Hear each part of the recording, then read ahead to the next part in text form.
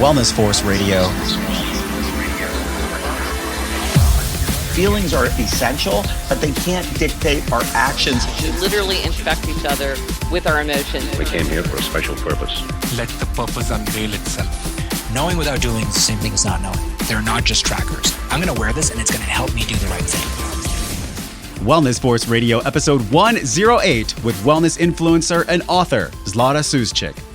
The eating disorder, I never actually told anybody until I wrote the book. And I was like, if I'm going to tell all the stories, I might as well tell this one. When we don't treat our body with love and respect and trust and communication and kindness, especially as women, this will manifest itself in some sort of sickness, which can really be a beautiful sign in order for us to start taking care of ourselves in the best way when it comes to our body, when it comes to creating boundaries in our work, in our relationships, when it comes to cultivating more mindfulness and less of the frazzled, busy mindset to where we love to live in peace, which is possible and available to everyone at any time, and really paying attention to how external chaos influences us as women internally and how we pick up on different energies and how we mirror those reflections. It really can serve as a beautiful gift to come back to where we were meant to be, at peace, at ease, impactful, and coming from a place of self-love and a beautiful relationship with self. What's up, my friend? It's Josh Trent, and welcome back to another episode. This is your weekly access to global experts in all things wellness, behavior change, and new technologies. In this podcast together, we'll discover the connections between our emotions and healthy habits to live life well and enjoy the process. This podcast is brought to you by Perfect Supplements, a company who actually walks the talk with their values of pesticide-free, non-GMO, real food supplements that fuel us for the wellness journey. Save money, support the show, get more wellness in the process. Head over to perfectsupplements.com/wellness force. Enter code wellness force to save 10% off your entire order. Have you ever shame spiraled after a cheat day, a mega cheat day, or even ate a piece of food that wasn't on an approved list as you were working towards a nutrition plan? Well, how does that current health and wellness industry model with millions, literally millions of pages and guides that typically are a one-size-fits-most approach? How do those actually apply to the unique individual biochemical and psychological demands that we all encounter? How does that stack up versus the real world of what we face every day out there as busy people with full lives? Well, this brings up an important question that we're exploring on the podcast today, and it's how do we create healthy eating patterns and the proper internal narrative that comes from a place of self-care and self-love? How do we take all the obstacles we face every day and use them to fortify our intuition that will guide us to make empowered decisions for ourselves, our health, and the people that we love? Well, on this episode of Wellness Force Radio, I'm talking with my new friend, former fitness competitor and lifestyle coach, sports nutritionist, and the author of The Sexy Fit Method, Zlata Sushchik. Zlata's coming on the show to talk about what's eating all of us and what was eating her as she shares her incredible story coming from Russia, ending up to be Miss Alaska, to then see the dark side of the fitness and figure competition where she developed an eating disorder and was given the gift of learning what real wellness was, starting with the story she reconstructed, regardless of her current reality. If you felt deep down or even on the surface like something's been eating you, your body is speaking to you, well, in this episode, we're talking about how to listen. If these are the kind of thoughts you've been experiencing, or if you find yourself at a curious place in your wellness journey around how you show up to food, and the way you speak to your body when no one else is listening, this is going to be the episode for you. We're delving into topics like how trend-hopping diets leads to less freedom, the why and how of the busy mom or woman's subconscious rationale behind self-sabotage, how taking an honest emotional inventory can lead to more weight loss than any diet or exercise plan, and expanding on Zlata's 5 key steps in her Sexy Fit method by training our mind to have food freedom, using simple fitness with accountability and the power of community. I know you're going to love Zlata's real and raw personality, so stick around for the entire show as we have a compelling back and forth section, pretty much in the middle of the show, where Zlata shares how the Whole30 is not for everyone and why selfishness is not necessarily a bad thing, how you can be selfish and still care for others at the same time. All right, let's drop into this conversation with Zlata Sushchik. Zlata Sushchik is a lifestyle coach, sports nutritionist, and founder of an online fitness coaching company called Sexy Fit. She grew up in Moscow, Russia, moved to the US at 16, and in her career as a fitness competitor, she won top 5 placements at 26 shows, including 3 national titles. She's been featured in Muscular Development, Flex Magazine, RX Fitness, and more. Her powerful message of the Sexy Fit method has helped tens of thousands of women let go of old weight by providing virtual nutrition, fitness, and accountability coaching towards healthier, happier, and sexier lives. She's known for her no-nonsense, no BS approach to health and fitness, and at Sexy Fit, her focus is creating a foundation for sustainable living to help women get in shape and, most importantly, create the habits that work for modern wellness. Zlata, welcome to the show. Thank you so much for having me, Josh. It's a pleasure. You have a book coming out we're going to talk about. We're going to talk about your life. We're going to talk about why you do what you do and really what's eating you. That's the title of the show today. There's so many things that go into nutrition and lifestyle and mindset, and you have walked the talk, definitely. So before we get into the show, there's a lot of info about you online, your podcast, your videos. What's something fun, Zlata, that we don't know about you, you don't normally share? I did not expect that question. I had to I got to keep you on your toes. Yeah. Yes, you're keeping me on my toes. I love that. Something that I'm really working on right now, which I'm very transparent on my show, I am working in the area of relationships. So that's been really fun. I hired a coach. I'm going to seminars. I'm studying. I'm learning. I'm applying thy methods, and very excited about that. And I also really enjoy rock climbing. It's probably something that you never actually see online because it's my me time. I love that. And you came from Russia. Your mom was a traveling journalist. How do you think her vocation as a writer affected what you do now? She truly influenced me in the most amazing ways, and more than one that you would think as far as writing goes. If anything, mother's roots from, the world of journalism is really something that really helped me with my podcast and with my writing in a way that she said, Zlata, if you're looking to turn pro in the area that you work in, your show from the first episode to the 15th episode to the 100th episode, if anything, has to get more interesting and it has to evolve. And that's how you really show up when you turn pro. And I am so grateful for that piece of advice because she just knows how to give a gentle nudge and a gentle push in the right direction. And a mother's wisdom is very poignant, especially coming from a different culture. I mean, Gary Vaynerchuk, he's one of the people in our industry that really helps get people motivated and inspired. He came from Belarus, 50 miles away from where you were from. And when I watch your videos, Zlata, I feel the fire from you. I feel the drive from you. Coming from the culture of Moscow, how did that affect this lens you live your life through? It's a very, very interesting question because I was just trying to put this into words with someone. And what really occurred to me is really the beautiful blend between the two cultures that we live in. I believe that Russians, and especially us humans from Moscow, we are very down to the point. We're very direct, we're very assertive, and we're very on the go, very busy people. That city never sleeps, really. New York is, a fraction of Moscow when it comes to that particular motto. And I believe that beautifully blended with the ability to really create that communication style that really will allow somebody to really hear you when you are being direct and being direct in the most respectful way.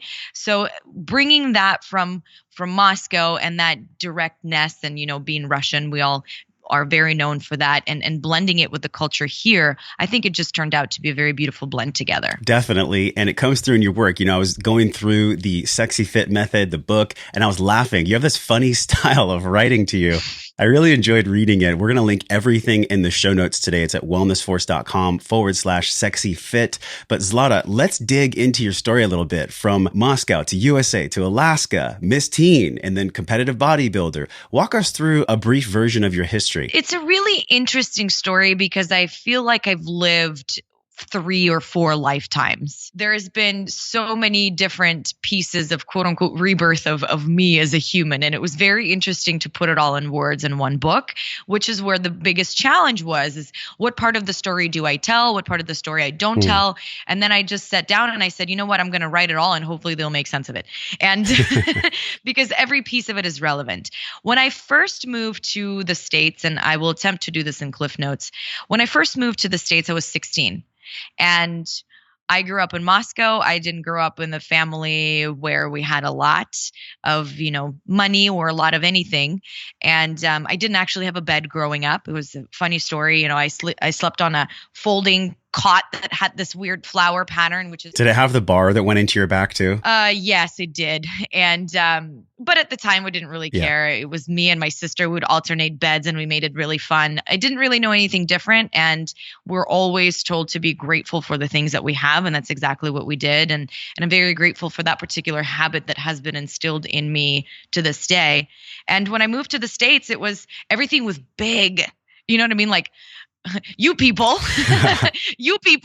Americans lived in these big homes, had 3 fridges because they just needed 3 fridges and drove these big cars, and I really was frazzled. Not to mention that at 16 in Moscow, you're a full-grown human, and then you come here and I lived in Alaska, which is not even really America, if you would look at it from that sense. And it was a really interesting experience that led to a lot of the time I felt very lonely, and that translated into my relationship with food at the time. And I remembered all the beautiful moments that my family and my dad shared together, and sweets in particular. American sweets were not something that was very available to us. And that's where, that was my perfect escape in high school. I would just go to sweets, and eventually, of course, it led to about a 30-pound weight gain that sort of, came on rather quickly, but I didn't really notice because the gratification of sugar and sweets was so much more powerful to me at the time. And it wasn't until a gym class, actually dance, because I was very inadequate when it came to sports at the time. I didn't even, dance was like my way out. And I wasn't particularly good at dance either, I should mention. A teacher asked me to change my shirt because, quote unquote, my fat gut was hanging out. And those were the words that she used. And wow. At the time, I didn't really know what a gut was. I mean, mind you, I talk like this at the time. I don't know. So I asked her what a gut was, and she didn't make the situation any better, because what she did was she looked at me dead in the eyes, and then she squished her stomach, and then she said, "Gut," very slowly, but very loudly, as if I would really understand. Was this in front of other people? Oh, yes. In front of the entire class. And I was like, wow, now not I'm only just a weird fat person. I also have a gut, and I'm just humiliated. Just let me just fall through this floor. And I didn't know what to do. And I was like, do I change my shirt? Do I say sorry? Am I fat? What's happening? And a girl came to rescue, and she was, it's a totally movie-like story, if you would.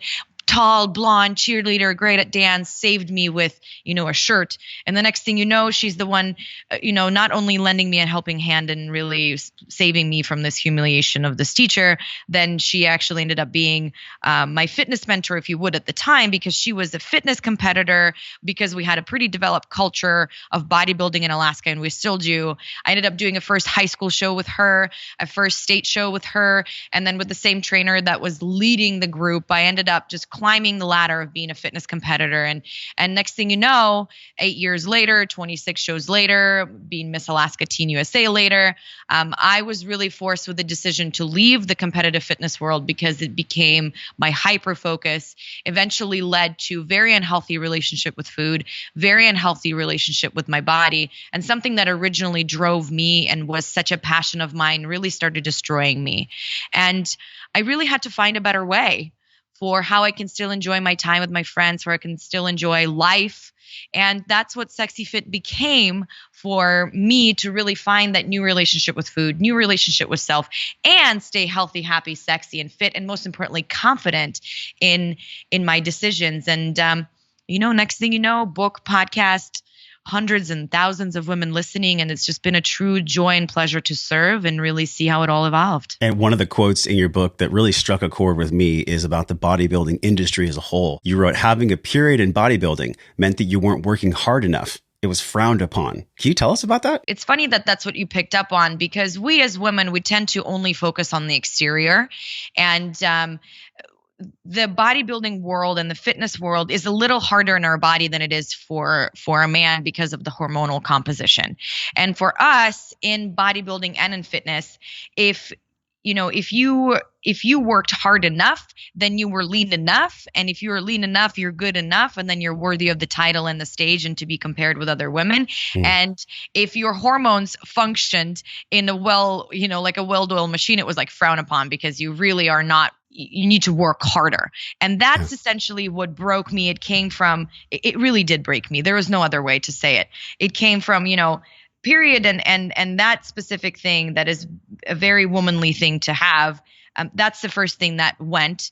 And then with that went, testosterone, estrogen, progesterone. With that went the thyroid. With that went adrenal fatigue. And it became much more dangerous than it ever needed to be because of that idea of a perfect exterior and what that looks like. But in order to achieve that, that's oftentimes the extent we need to go to. Oh and my gosh. We as women, we don't get that. What's coming up for me right now is Reed Davis. He's the founder of Functional Diagnostic Nutrition. He talks about this as being metabolic chaos, where when one system goes down, it starts to affect everything else. You had adrenal fatigue, which led to hypothyroidism. We had Dr. Jade Tita on the show, and he talked about his hypothyroidism, how it inspired him to kind of do what he does now. Looking back, Zlata, we talked about growth mindset before we recorded this. How do you feel like these health conditions can be a blessing to our path? I love that you called them a blessing. And I would say, Josh, that while, you mentioned adrenal fatigue and hypothyroid and all of that actually started from the gut health. And all of them started from my the eating disorder. I never actually told anybody until I wrote the book. And I was like, if I'm going to tell all the stories, I might as well tell this one. Yeah. So we must understand that all the things are very related in our body. And if you're constantly fatigued, there is something else that is allowing you to really serving you in a way that is giving you a sign of pay attention. Your body just wants attention. And when we don't treat our body with love and respect and trust and communication and kindness, especially as women, this will manifest itself in some sort of sickness, which can really be a beautiful sign in order for us to start taking care of ourselves in the best way when it comes to our body, when it comes to creating boundaries in our work, in our relationships, when it comes to cultivating more mindfulness and less of the frazzled, busy mindset to where we love to live in peace, which is possible and available to everyone at any time, and really paying attention to how external chaos influences us as women internally and how we pick up on different energies and how we mirror those reflections. It really can serve as a beautiful gift to come back to where we were meant to be, at peace, at ease, impactful, and coming from a place of self-love and a beautiful relationship with self that will allow us to really have healthy body, healthy mind, healthy relationships, and healthy mindset. And there's a part of your story that I really connected with. There was a moment where you spent all your money on sexyfit.com. It was like a rock bottom, you had explained to yourself. You wrote your business plan on a Nordstrom's shoebox. I think we all can flash to these moments in our lives, everybody listening, where it's like, okay, this is a moment where my back is against the wall. Take us to that moment and then how you actually went through with purchasing SexyFit and creating it. What an amazing question. I'll tell you that did not just happen one time. It happened twice. I will address that specific time and hopefully we'll have an opportunity to really talk about the test of faith with this particular book. When I originally started SexyFit, I literally had my back against a wall because nobody would hire me. I went through like probably 50 interviews and I would always end up not there. There's a beautiful company in San Diego in California. It's called Digital Telepathy, and they do all Tim Ferriss's and all Lewis House's stuff. And they had an amazing interview person there, and we were in an interview. I was about to get hired, and she told me, she looked me dead in the eyes, and she said, "You're meant to do something bigger. Go do that." And I was like, "But I really want this job." And I really took that very closely to heart because it sounded like a message, and there was really no way back because nobody would hire me. And I knew that I moved a year before that to San Diego to really be a wellness coach. That's what I told my mom. I had no idea what a wellness coach did. And I said, how about I listen to that gentle nudge and not such a gentle nudge and actually follow through? How Sexy Fit started, it actually started under a different name. And I was just kind of figuring things out and trying stuff out. I was, coaching online the way that my coaches coached. And it was sort of very dry and very not me. And then I had the opportunity to coach my best friend who ended up losing 70 pounds on that journey. And she ended up competing in her first bodybuilding show, which was so not even her mission. What I loved about her is that she said, Zlata, I will never be as small as you. I will never be a size 2 in my life. It's just not how I'm built, and she isn't. And I just want to experience what it's like to be confident and go for after what I want. And I was like, ooh, I love this. She's not stuck on a size, or she's not stuck on a weight loss on the scale. She really truly shined through the whole process and transformed into this beautiful human being. And when it came down to me deciding on a company name, I said, how do you feel now and how did you feel before? And she said, I feel very confident and I feel sexy and I feel beautiful. And I said, beautiful fit, lean fit. It sounds very limiting. I go, how about Sexy Fit? And she said, that sounds about right. That's exactly how I feel. And that's where it started, from the idea that there's no one definition of sexy, like there's no one definition of success, because that's something that we truly cultivate for ourselves as women. And that's truly where we shine, in being different in our own way. And our bodies are different, our lifestyles are different, and we must honor that in order to feel at home in our body and in order to feel at home with who we are, and not to be bought into the ideas of what we're supposed to look like, or the fashion trends, or the beauty trends, or Instagram model craziness.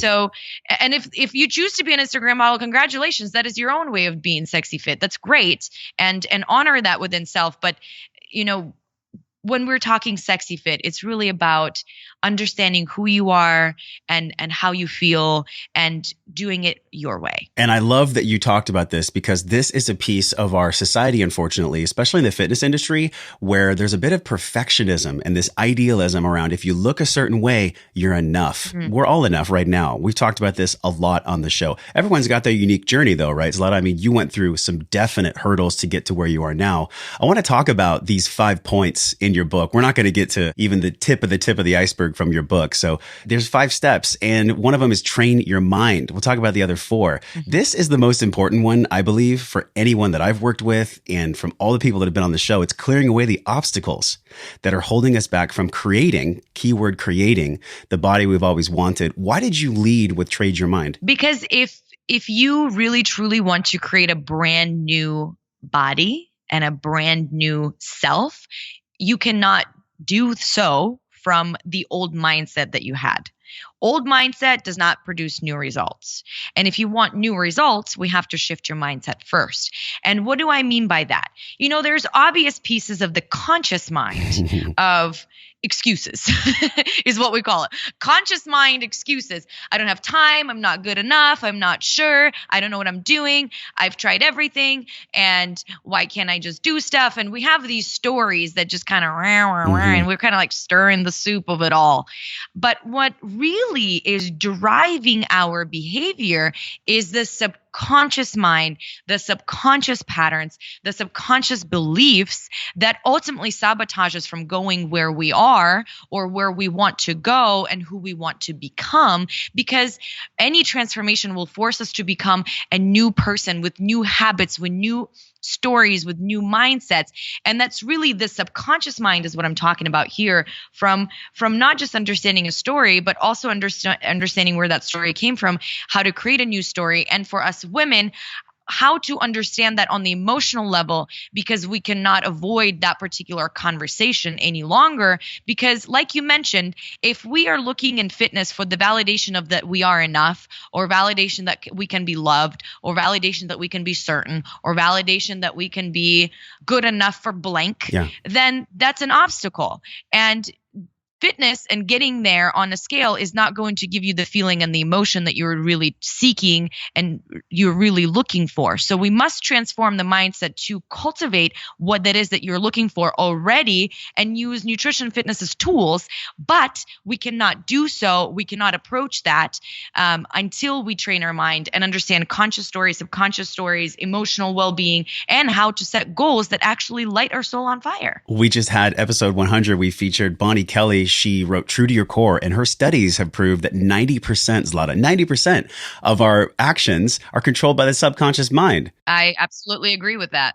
This is like the biggest thing that we all get to, not have to, but we get to pay attention to. You know, the next one, food freedom. It's a great title. It's something that I know Melissa Hartwig talks a lot about, overcoming emotional eating once we've trained the mind. And by the way, there's a lot in your book about training the mind, but emotional eating, the diet roller coasters that people experience. Why do people trend hop? And how does trend hopping, keto to the next thing, how does that apply to finally having food freedom? I love that you mentioned Whole30 and Melissa, and unfortunately, we don't share the same view at all.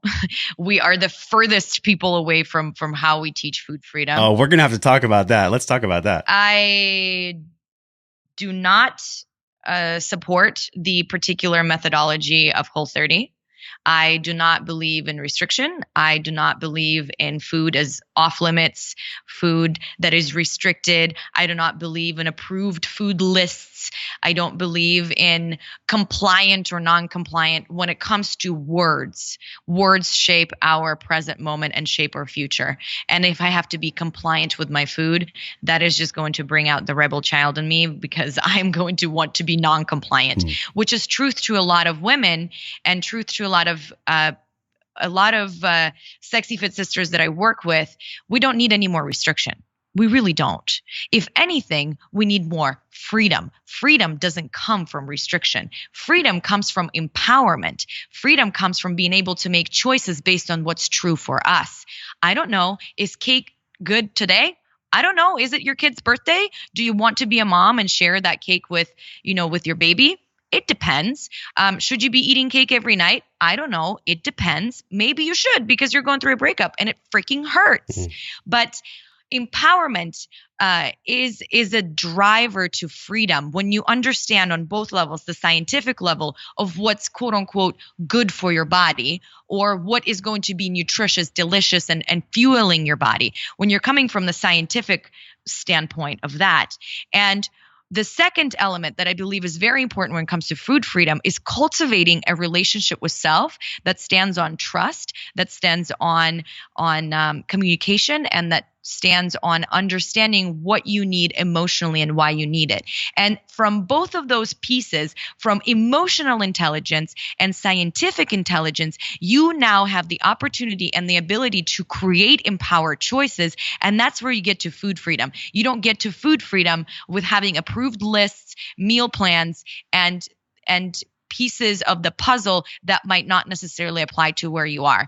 And on top of that, Josh, we don't get where we want to be by struggling a whole bunch. Struggling for 30 days, 60 days, 90 days. It does not get you to the final outcome of where you feel at peace in your body, to where you feel empowered about the decisions that you're making, and where you feel compassionate towards the decisions that you're making. We can't struggle our way into success. That's really not what's going to happen. And that's what I see with, it's not just Whole30. It's keto, it's paleo, it's whatever it is. We choose the mindset of struggle because it is freaking hard to make those decisions. And everybody says, cut, approve, not approve, do this, do that. what I really want to deliver to a woman or a man reading this book is understanding that it is empowerment and making empowered choices that are right for you right now. There's no right, there's no wrong, there's neutral, and you get to decide. All right. Well, I gotta healthily challenge you here because this is a fun topic, right? Like, I believe that when there is a period of time where we do possibly take out foods that can be emotional anchors, like a go-to, like we always have chocolate every night because that's what makes us not deal with the emotions that are coming up that we don't want to feel. So whether it's branding it a Whole30 or branding it a nutritional approach, these go-to foods for people. I mean, when we look at emotional intelligence, it's something you talk about in your book. How does the food we eat relate to our mirror work? There's a section in your book on mirror work, and contrast that with the food we eat. I love that you challenged me on my thought. And I loved that this is something that you asked of me and really understanding the emotional part of it and whether or not I'm going to come back to chocolate every night, Josh, before I answer the next question, because I believe that's very important. This is the reason why I teach macros. And this is the reason why we teach Sexy Fit the way that we teach it, so we can actually work in those emotionally triggering foods to us. Because, you know, we're also working on the process of challenging the inner child.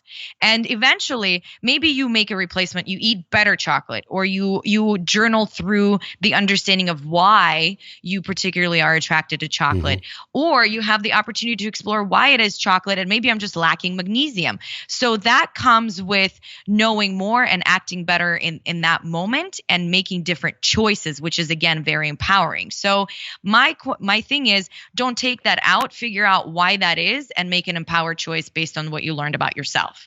So there's a reason for why we do things. And when we understand the reason for why we do things, it's a whole lot easier to really create a brand new pattern for behavior because we made that choice for ourselves. My job as a coach is to explain to you the steps. So now when it comes to mirror work, and really that was a very powerful moment, Josh. Very powerful. And emotionally understanding how I felt and what I felt in the moment really connects to food and really connects to eating certain foods and understanding what that choice is. Because to me, I used to say, oh, I'm just feeling so fat. And unfortunately, fat's not a feeling. It's sort of like a catch-all phrase for all the things that we want to feel, like overwhelmed, disappointment, shame, guilt, joy, pleasure, fun. I don't know, point of conversation. Yeah. And when I was going through really recovery from my binge eating / bulimia, I went to see a weight loss coach, like I needed to lose more weight. I thought I did. But what I really needed to do is emotionally understand how I felt. And the mirror work moment that you're speaking of is my moment after I went to, a couple of sessions or first session or whatever. And the therapist really asked me to keep in touch with how I feel about my body. And not without a glass of wine or two.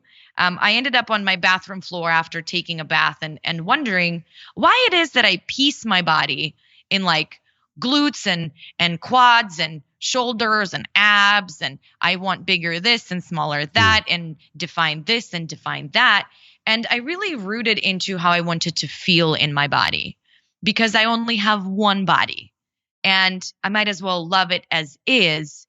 And that will truly what will help me understand how I feel and how I want to treat myself, because my body is a temple. Not a weird voodoo Pinterest quote, your body is a temple, whatever, but really cultivating that feeling and knowing if the body is the temple, how do I want to feel and how do I want to treat it?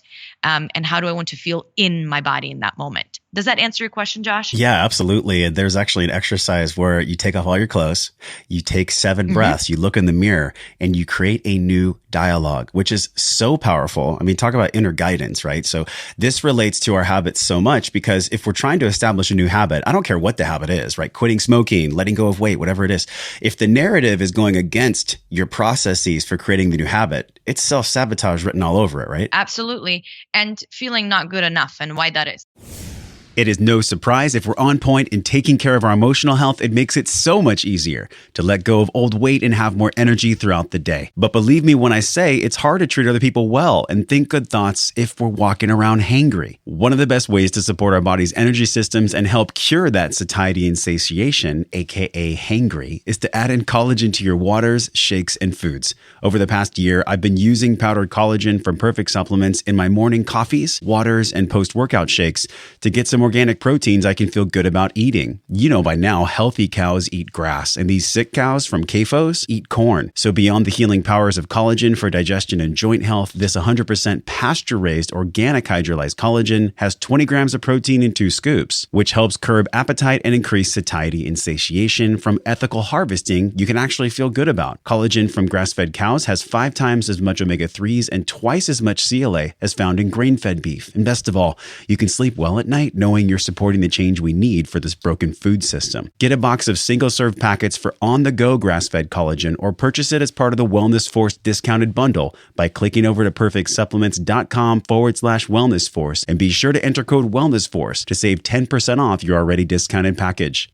So one of the ways we can do this is by using fitness to catalyze. That's what helped me. I was 280 in 2001. I lost over 75 pounds. That's what led me into fitness. And I did it through catalyzing, using my body, changing my state. You talk about this in your book by getting effective routines you can do not just at the gym, but like everywhere. I love that you mentioned state because that is the biggest routine that is going to be the biggest challenge because we're so used to living in old state and old stories.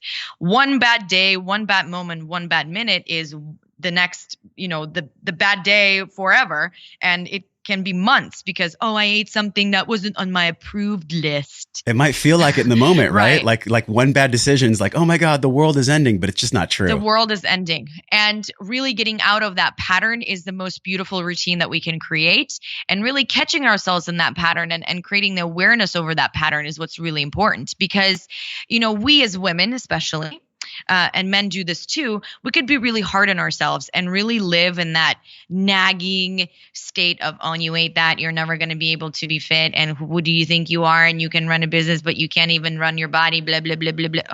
It's like a robot. It's like a robot. And then you could take a deep breath and really repattern and say, thank you. I hear you. This no longer serves me. This is what I choose to think. I am, I'm in a neutral world. I choose to give it meaning. And just because I feel like I messed up doesn't actually mean that I messed up and I choose to do something different. Or getting to that state where you actually feel versus judgment, you feel compassion versus perfectionism, you feel gratitude. And really it's those routines and those rituals that are so important outside of food, sleep, reading, and all that. Yeah. Workouts don't always have to be something super intense, right? I mean, if every single workout you're leaving exhausted, you're feeling like you're just completely zonked and tired for the rest of the day, what have you seen? What's the commonality with either bodyweight workouts or fitness practices in general that can still leave people with a little bit of gas in the tank? I love that question because I think it's misinterpreted in the fitness industry. Like, if you're not going all out, you're not hard enough, go do more. And I'm like, good Lord, I just worked 14 hours. I don't want to go do more. It's just, I'm like, and there's this idea that every workout has to be like intense and insane. And I'm like, half my workouts are like a walking meditation. I swear, I go in another dimension. I must be in another dimension because I believe that simple fitness is really the way to connect with our body and connect with our movement. Fitness is not therapy. Fitness is not a way to really hide any more things. Fitness is fitness. Therapy is therapy. Figure out what you're feeling and do fitness in a way that honors your body and honors your movement. And I will guarantee you're never going to torture yourself with crazy workouts that don't feel good to you, especially women. Men, it's a little different for you guys. You guys can torture yourself and actually will feel good to you. But to women, we're very fragile, and which is why I have a whole I have a whole another opinion on powerlifting for women, and this is not something I subscribe to. I believe in resistance training. I believe in weights. I believe in intensity, but it also has to honor where you are.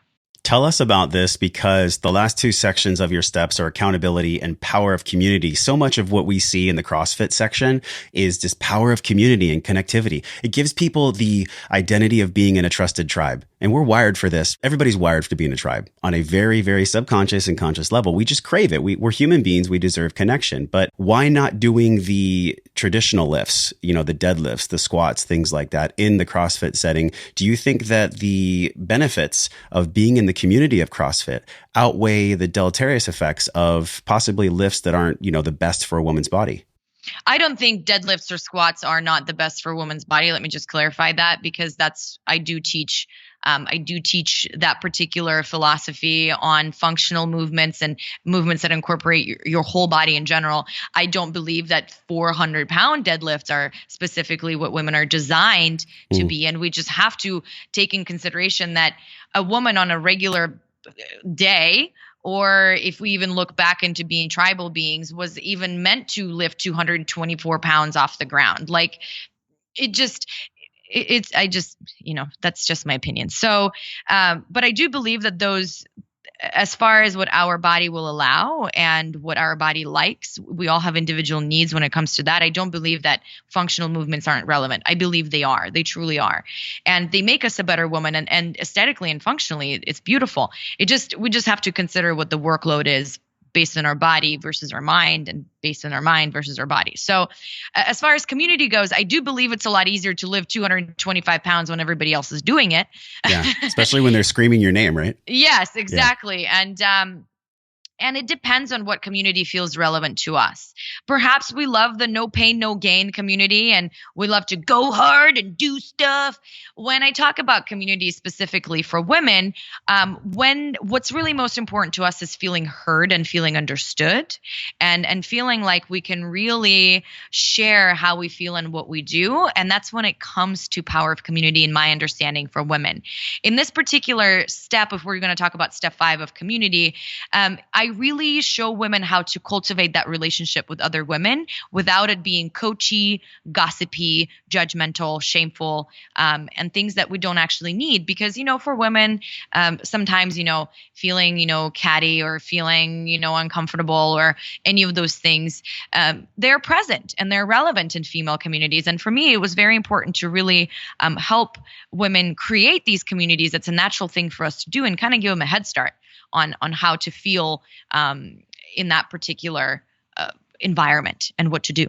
I love that you mentioned it's not that you don't enjoy deadlifts or think that deadlifts and squats don't have a purpose, because I think they do, but it also depends on where you're at emotionally, right? If you've had an incredibly stressful week and you're just starting a program for simple fitness and you go into a CrossFit gym, and I'm not trying to just bash only CrossFit, I'm just trying to paint the light of what the individual needs are for us as human beings. And specifically, if you're a mom and you have a family and you're doing CrossFit and you have all these things that are going off on your phone, maybe deadlifts and squats and getting screamed at aren't the best option for you at that point. Maybe what's more powerful would be like some breathing work and just taking that emotional inventory of like where you are in your day, what's going to serve you the most, and what does my body and my heart really want right now, instead of what are the expectations that my community might think I should do, right? So community is a double-edged sword. And I love how you write about this in the book. Zlata, this is the last part of our show. This is where we dig a little bit deeper into you. So I'm going to keep you even more on your toes. This is 7 questions, and it's really fast 7 answers. Are you ready? Shoot. Yes. Well, they don't have to be that fast. What do you think the most common internal narrative is for busy moms? And I say busy because they're just busier than ever, right? What sabotages their wellness programs? What's that narrative where when they're working towards a goal, the narrative pulls them away from it? I am not worthy of giving myself time, giving myself the intention, investing in myself, because I must invest in others more than I invest in myself, because I don't deserve it. We as women, we love to give up everything for other people. We're self-sacrificing, and that leads to a lot of resentment and unfollowed dreams. So I wish a lot more women understood that once they are happy with where they are and who they are, life will look completely different. If you found yourself in an elevator, it's 2 minutes from bottom to top, and it's with our current president, Donald Trump, and he said hello, what would you tell him about what our health and wellness policies need to change most right now in the United States? Oh, God, gee. 2 minutes. My personal belief is that doctors in our community drive a lot of dietary changes and have a lot of power and opportunity to create a different mindset and different outcome. And I would somehow in some world would make sure that our doctors actually got education when it comes to nutrition. What do you think that might look like? At least one nutritional course in med school would be great. Because I had heard it's right now it's like a 2-day course, right? For most physicians. Yeah, they don't know anything about food. So when we look at healthy boundaries, this is something you talk about a lot in your work. What are the beginning stages for someone to create healthy boundaries in their life? Understand what your needs are and don't compromise on your own needs, because that also leads to resentment and a lot of guilt. So know what your needs are. If you need 8 hours of sleep, no date in the world, no human in the world, no person in the world will compromise that need for you, because you can't be your best self. What's your greatest edge for one of your boundaries? And I'll go too, right when you're done. What's one of your greatest boundaries that you're creating right now? I am starting a new relationship, so that is a very interesting conversation.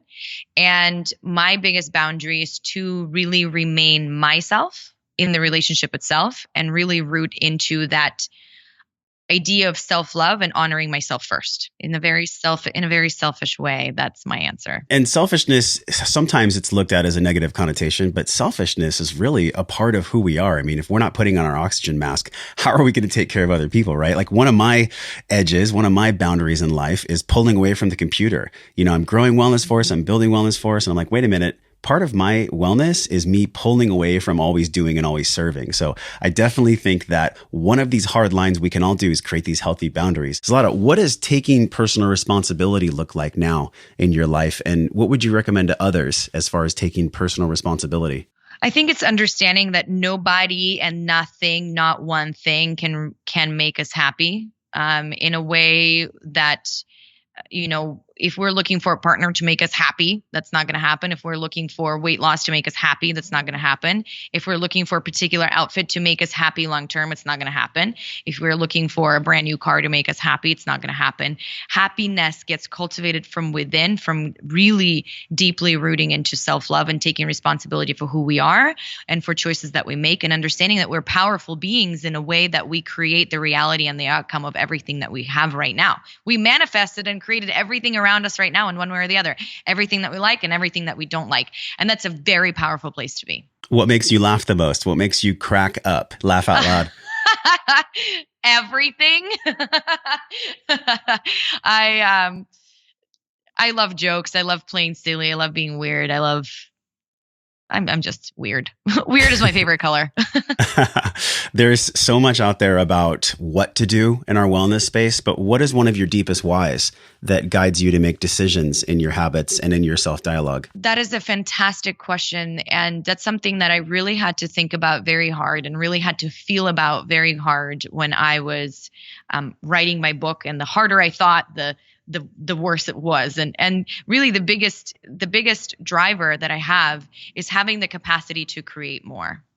And I mean, not to be more, but to create more for others. And if I'm not in the best state of being, then I cannot create and I cannot serve.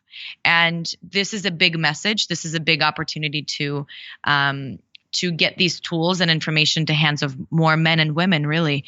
And if I'm not feeling my best, I can't serve. And it's just that simple. What do you feel like for people? This is kind of a sidebar question, but for people that feel like something's eating them, going back to the genesis of our show, have you ever come across a commonality where just usually it's the same thing that's eating everyone? Is it the case of the sickness of being busy? Is it the fact that people don't know enough, or is it something else? I mean, what's eating most people? Unsolved childhood trauma, I think, is the biggest thing when it comes to either mothers or when it comes to fathers. I am going to make a huge generalization, and please take this with, whether it fits or not. Typically with women who seek very direct, rigid plans and seem to want to meet expectations and really end up in CrossFit, if you would, in the environment where a man is very powerful or yelling or coaching or in some form or the other, then it is an unsolved relationship with our father that either had very big expectations for us or, there was an absence of a father like there was for a lot of my life. I have an amazing dad. He just didn't care to show up to be a dad.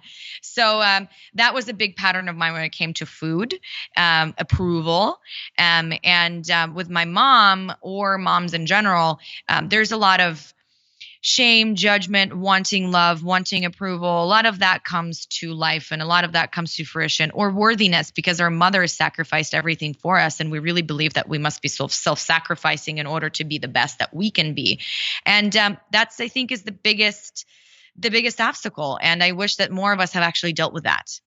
I love that you brought that up. The only thing that made me really pull the trigger on this podcast was going to an emotional training in Los Angeles. And I've talked about it on the show. We actually had Michael Strasner. He was my teacher for this course. And that is what you're talking about, Zlata, is the emotional inventory. All these things that you write about in your book are very important with mindset and food freedom and accountability. But the emotional inventory of like actually doing the work, I think that's what's scary for most people. So thank you so much for mentioning that. This is the last question.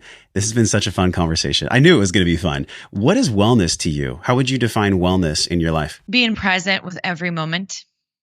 That is true wellness. And if we're not too far in the past, we're not too far in the future. Past is depression, fears, stories. Future is anxiety, uncertainty, and really expectations. And the more that we stay in the present moment, the better decisions we will be able to make and the better outcome we'll be able to create. Drop the mic. We're done. Thank you so much for coming on the show. Tell us about Sexy Fit, the book. It's sexyfit.com, the book, right? Sexyfit.com/book. And it's a step-by-step guide to complete food freedom, loving our body, and as a result, reclaiming our life and living our best life. And that's what this book is all about. Now, people get 21-day transformation plan that's included. There's also some really beautiful looking recipes at the end of the book. Thank you. So we'll definitely link that. Now, did you create those recipes or did you work with somebody? I did work with somebody. I did work with a self-taught chef. And her and I created what the outline of the recipes would be. And she had the opportunity to create a lot of the pieces that you see there. So how can the Wellness Force community support you besides checking out the book, sexyfit.com/book? What else can we do when we look at what's eating us and how can we help spread your message? I love that so much. Thank you so much for being willing and open and honest about that. And allowing your community to really help me too. A podcast that I have, Sexy Fit Podcast, one word, Sexy Fit, is a fantastic resource for your audience. And that would feel amazing to have them on the show and to get to know them better. And show notes from today are at wellnessforce.com/sexy fit. Zlata, we talk so much about everything that I believe are the building blocks for wellness. Do you feel like we missed anything today? Is there anything you want to leave people with as parting guidance? I had to take a deep breath on that. The true wealth, I believe, is our health. And, it's really important for us to honor that relationship with self when it comes to trust, when it comes to communication, when it comes to respect, kindness, compassion. And just like everything else in life, it takes work. It's not something that is given to us, and it's not something is that simple unless we have the right tools. And keep at it with that relationship and educate yourself. And most importantly, while you're educating yourself, remember to listen to what your body truly wants and needs. Thank you for creating this change in the wellness industry and sharing your gifts with us here on Wellness Force Radio. Thanks for coming on the show, Zlata. You're so very, very welcome.